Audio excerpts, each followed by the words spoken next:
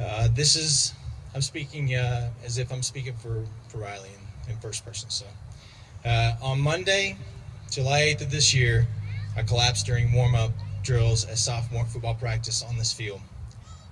I was rushed to the hospital by ambulance and then airlifted to Arkansas Children's Hospital in Little Rock. I spent a total of 9 days in the ICU and another 3 weeks in the rehab unit. On the third day, I had to have emergency brain surgery to remove a portion of my skull to relieve the pressure and swelling from the multiple strokes. I was very sick and I almost died. As you can see and imagine, this has all changed my life a lot in a lot of major ways. I may never play football again or be me 100%. It has taken months to learn to walk, talk, and function independently all over again. I still have a very long road ahead and a lot of physical and occupational therapy to help me recover the use of my right arm and hand. I honestly have had some bad days and nights of feeling sorry for myself and being angry and confused with why this happened to me. It has been a slow process for me to remember to trust God and know that I am covered by His grace. My parents told me repeatedly that was a miracle, but I couldn't see that. I felt helpless and alone. My testimony to share with you today is that God is in control. God had a master plan for my life and future, one of which I was completely unaware. I hope that you can reach out to God and embrace His plans for you, even if they are not, they're big, they're not so great at the time, changes. It's all part of His master plan. And following His word and living with Jesus in your heart will get you through the toughest times. Shortly before this event, I had started to attend Centerton First Baptist Church with my mom and stepdad. I had met the youth group and its leader, Aaron, a handful of times. I enjoy those times and looked forward to getting more involved. I'm telling you this to show you the example of God's plan being put into action long before I even knew it. During the first few days I was in the ICU, Aaron, the youth group leader, came to visit me and my parents and family at Arkansas Children's Hospital. Now remember, he had only met me a few times, and as I am told, he sat with my mom and dad and prayed for me and for their strength. He continued to check in with us and sent videos and letters from the youth group. Eventually, I was transferred to a rehab facility in Fayetteville where I stayed for another 3 weeks. During that time, Aaron came to visit me regularly and reached out to my family with support and prayer. On one particular visit, I'll never forget, Aaron urged me to spend time thinking about what I was going to say when I was able to fully speak because people would be listening. God was giving me a stage. I was still in process of attempting to be thankful for my life and situation, but it was tough. I prayed and talked to God, but I wasn't putting my heart into it. On August 17th, I came home for good. It was amazing to be in my own bed and rest without nurses coming in and out, machines going off constantly.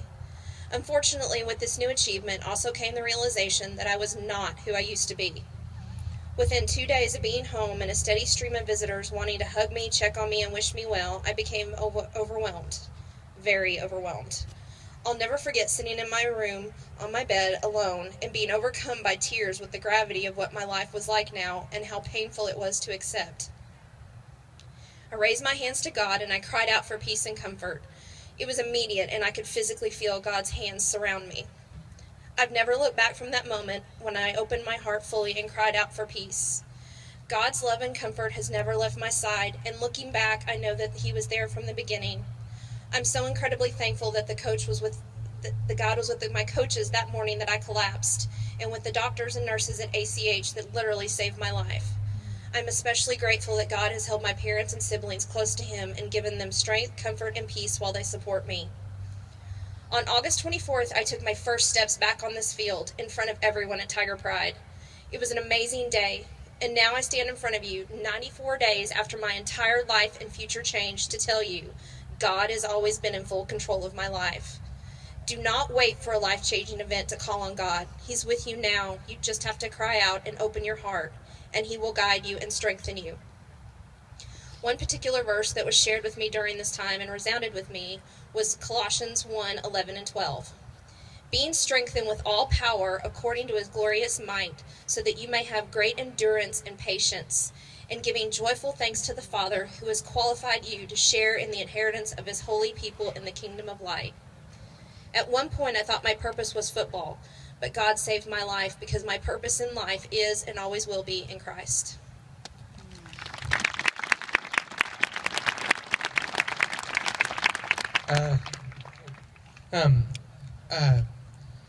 I would be doing this for myself, but I'm not too good at speaking. Well, that's I haven't got all my speech back, but it's good to be here, and it's good to be here, and sorry, it's good to be here.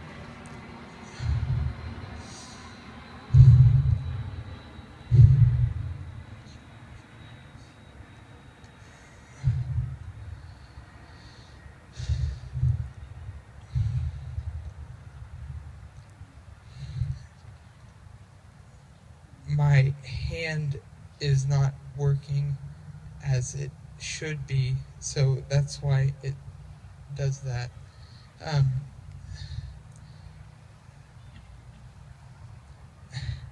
I'm lucky to be alive, but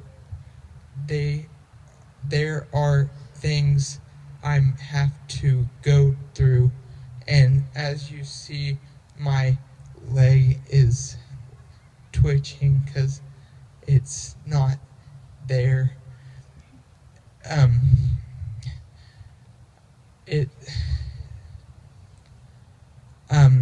I'm thankful for being alive, and I thank God for every minute I'm here with you guys.